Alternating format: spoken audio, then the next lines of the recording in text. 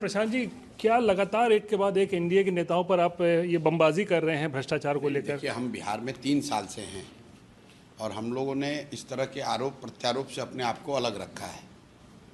हमने किसी पर ना इल्ज़ाम लगाया, ना कोई ऐसी घोषणा की। लेकिन जब हम लोग समाज में नीचे चल रहे हैं और जो लोगों से रोज़ सुन रहे हैं, तो ये ऐसी स्थिति हो गई है कि बिहार में सामान्य लोगों का मानना है कि बिहार की भ्रष्टतम सरकार अभी चल रही है। और नीतीश कुमार तो चोर हैं नहीं व्यक्तिगत तौर पे, ये मैं कैमरे पे कहता हूँ। तो आखिर ये चोरी कर कौन रहा है? उनके इर्द गिर्द के लोग कर रहे हैं और लोग रोज़ आकर साक्ष्य दे रहे हैं। तो उन साक्ष्यों को हम लोगों ने कुछ साक्ष्यों को हमारे बोड़ा का बोड़ा पेपर भर के लोग दे गए। हमने उसमें कुछ तथ्य सामने रखे हैं और उनको ये कहा है कि भाई आप स्पष्टीकरण दे दीजिए, आप बता दीजिए, अगर गलत है तो बता दीजिए प्रशांत चोर गलत बोल रहे हैं, इन पर केस कर दीजिए हम पर।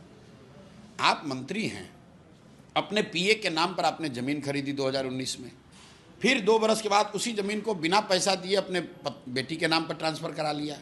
जब इनकम टैक्स का नोटिस आया तो फिर उसी पीए को आप पैसा बैंक के माध्यम से जारी कर रहे हैं। ये तो बैंकिंग का ट्रांजैक्शन है, ज़मीन की रजिस्ट्री है, वो हमने जारी किया है, तो फुल प्रूफ केस है।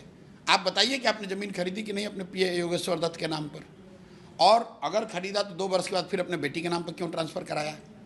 अगर कराया तो पैसा का भुगतान कैसे हुआ? भाई ये तो प्रमाण सामने है। और 200 करोड़ तो कम है, ये तो हम आपको कंजर्वेटिव बता रहे हैं। लोग तो बहुत बड़ी संख्या अंक बता रहे हैं। हमने कहा कि कम से कम 200 करोड़ रुपए की प्रॉपर्टी खरीदी गई है। कितने सालों में?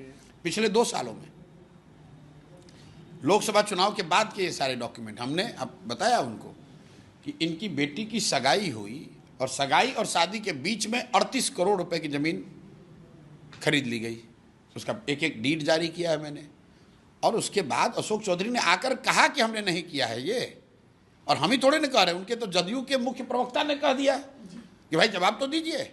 हाँ, ये पहली बार प्रशांत जी हुआ है। हमको याद है 2017 में तेजस्वी के ऊपर भी ऐसा आरोप लगाया था, तो नीतीश ने एक्सप्लेन करने के लिए कहा था। जो लोग जदयू में हैं, जो लोग नीतीश कुमार को जानते हैं कि अगर आप पर इल्ज़ाम लगेगा तो आपको एक्सप्लेन करना पड़ेगा, तो अशोक चौधरी आए और एक्सप्लेन कर दें कि भाई प्रशांत किशोर ये गलत बोल रहे हैं, हमने ऐसा कुछ नहीं किया है। हम मान लेंगे, हमारी गलती होगी, जनता हमको सजा देगी। अगर हमारी गलती, आप हम पर केस कर दीजिए, फांसी पर चढ़ा दीजिए।